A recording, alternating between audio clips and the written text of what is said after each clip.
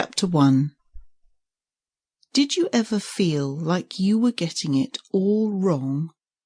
Not just when you told a lie to get yourself out of trouble. Not just when you upset someone because you didn't really care how they felt. But always? Did you ever feel like even when you tried to get it right, you ended up getting it wrong? Like your friends were getting it wrong as well.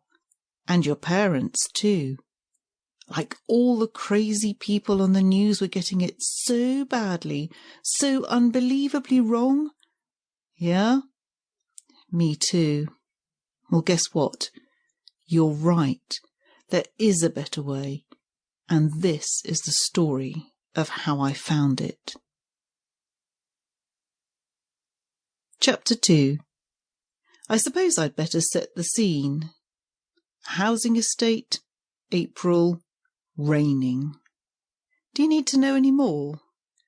Oh, yeah, me. Well, I guess I look pretty average. When our form tutor lined the class up by height one day, I was in the middle. I've got brown eyes and dark curly hair that there's just no point in combing. My nails are always bitten right down, and sometimes I go too far and make them bleed. When I'm not in school, I just wear a t-shirt and jeans, blue jeans. I hate black. What else is there? Oh yeah, my parents are still together. Just. I'm going to start the story before I knew anything about the better way. It was a while ago now, so if I seem a bit young and stupid, that's why. Just down the road from our house, the council had put up a few swings and a seesaw to shut us kids up. I'll start the story there. Imagine me sitting on one of the swings. It doesn't matter which, although there was graffiti on the seat, I remember that. I'm not in the best of moods. In fact, I'm pretty hacked off, to tell you the truth, since I left my parents in the kitchen arguing again. Just look at me. I'm not even swinging. I'm sitting there all miserable with my own little problems, like I'm the only person in the world. Chapter 3. I don't know why the girl picked me. I'm no one special. For some reason I looked up. I was on the swing, remember? It was almost like I knew something was going to happen. At that moment the girl came round the corner on a bike. The bike was old and way too big for her, and the front wheel wobbled like it was going to fall off. She was moving way too fast and nearly crashed into the railings. Somehow she stopped the thing in time, although the back wheel gave out a hell of a screech, and I swear smoke came off the tyre. For a while she sat on the saddle looking over. I'd never seen her before. The smile on her face told me she knew more than she was planning to let on. I was staring at her like some kind of moron. She was a miracle.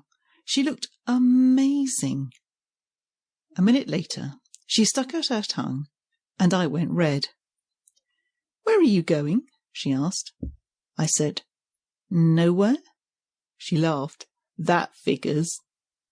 When I didn't move, she reached her hand out towards me. "Well, come on then," she said, and I got on the back of her bike. Chapter 4. I guess there's a couple of things you need to know about me after all. Some history. There's this guy at school. Let's call him Dave.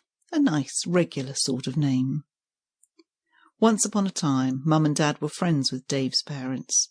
They used to spend loads of time together. They went out drinking together. They stayed in drinking together. They had barbecues. And Dave and me were mates. Best mates. We played football, copied from each other in class, climbed trees, all the stuff mates are supposed to do. That all stopped last summer. Dave's dad told him some story one night when he'd had too much. A story about Mum, how she'd nicked some cash out of Dave's house when she thought no one was looking.